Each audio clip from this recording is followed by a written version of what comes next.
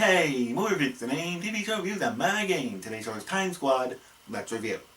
In 2014, DreamWorks released an animated movie called Mr. Peabody and Sherman.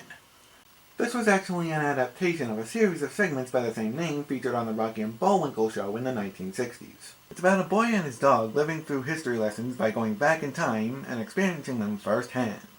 Years later, a man named Dave Wasson saw these segments and got inspired.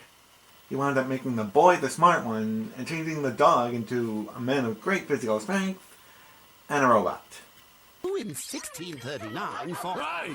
There's a puppy on that show. Oh, very clever. Oh, we did not copy their show, all right? Right! When history goes wrong, these three go back in time to make it right. Was this trip through time worth it? Well, let's take a look.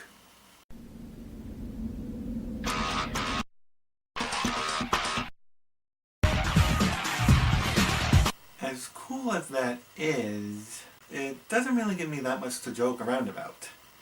I can't make jokes about an instrumental theme song. Luckily, I did find this clip from the hit Cartoon Network programming blog called Cartoon Fridays.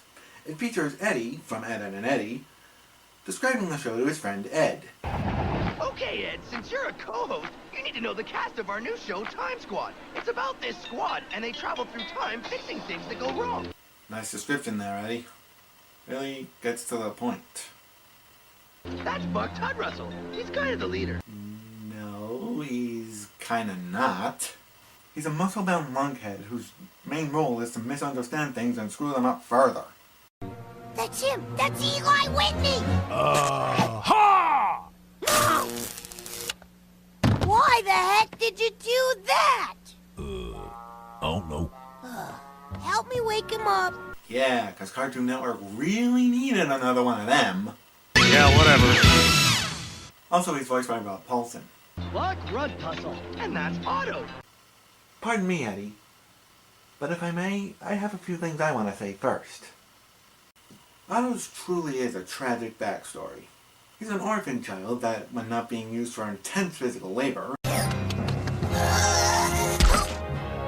indulges in his favorite pastime, reading about history. This is something that's strictly forbidden at the orphanage where he lives. Due to being the owner's favorite worker, he has the textbook definition of a hard knock life. That is, until...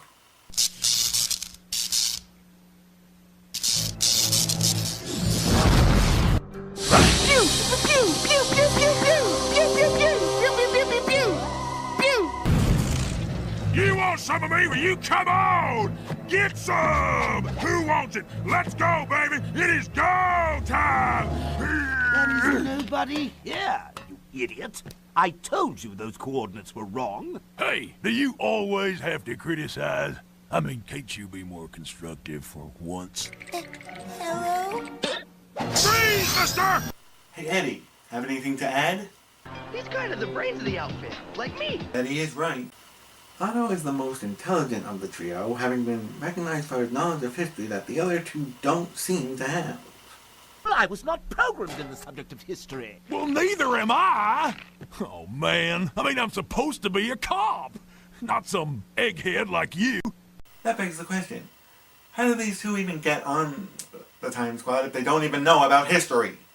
I could help you! I don't know, kid. That's... Come on, you said yourself you really need a guy like me! Well, he does know a lot about history.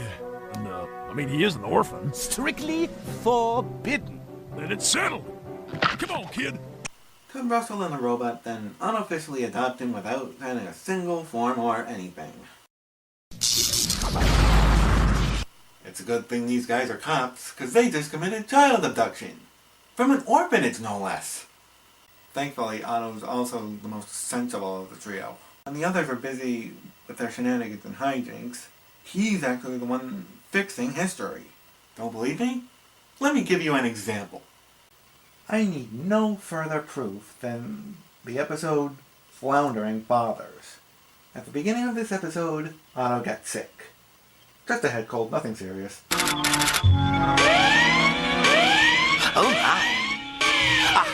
106 temperature. Must go on mission. Not a chance, young man. This, of course, means that the other two have to go on the mission alone.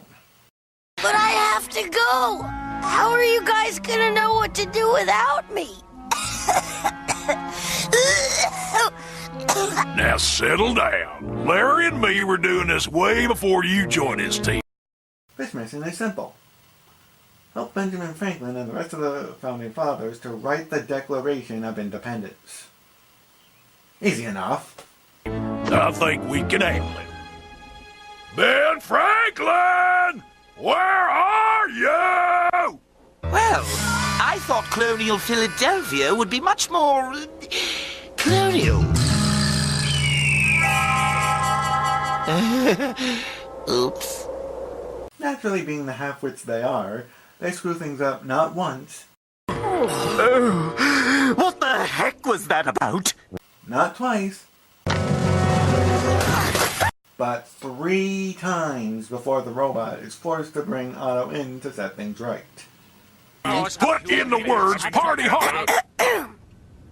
We hold these truths to be self-evident that all men are created equal, that they are endowed by their Creator with certain inalienable rights, that among these are life, liberty, and the pursuit of happiness.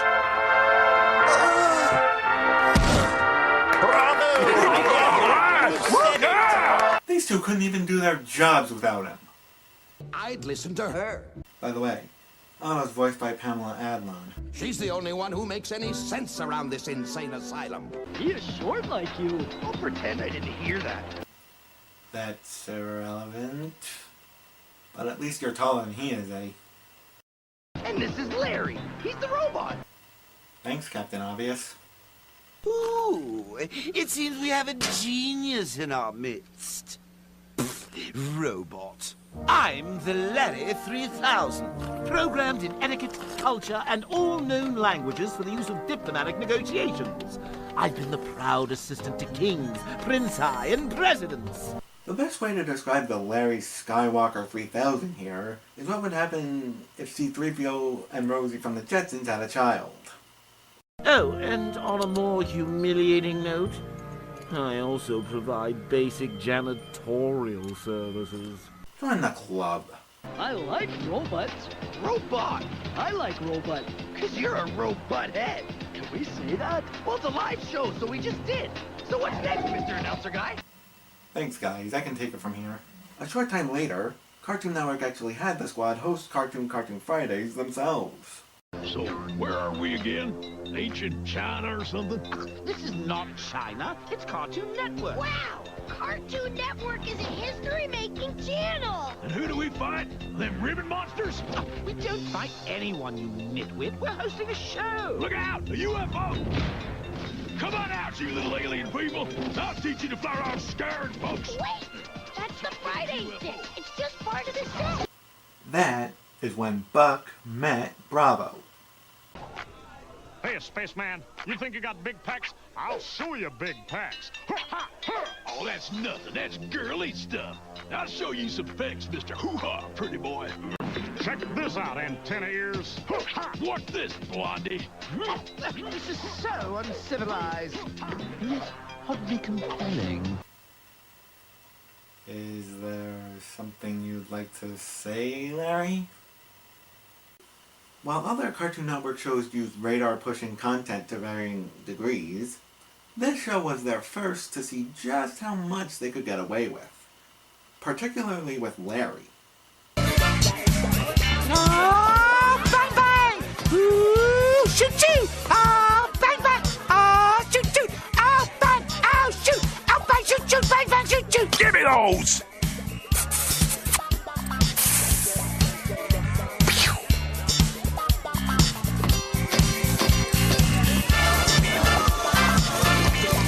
It would take another 12 years for them to get it right. It's Larry. It's Larry. It's Larry! It's Larry! It's Larry. Yes, it's Larry. It's subtext. Okay. Are there any other Cartoon Network characters that want to voice their opinion on this show? Iceberg does not approve. Yeah, I think you summed it up right there. This show is horrible. 2/3 of the main characters are idiots, and the lessons and history shown are, by Wasson's own admission, C- at best. How did this last 2 seasons? For general audiences, there's not much here. It's a definite skip. You know what, Time Squad? If you're gonna fix the mistakes of time anyway, my advice is to go back in time 5 minutes before you are a thought in Wasson's head and stop him. That would save everybody a lot of trouble. Well, our job here is done. Looks like we're needed elsewhere. Goodbye, everybody! I'm the movie freak. I watch what you don't want to. Well, duty calls. So you think we can get some lunch on the way? Is that all you ever think about? Bye! This my squad, better move aside, boy. This my squad, holding stacks so high, boy. King for the day, yesterday and nobody.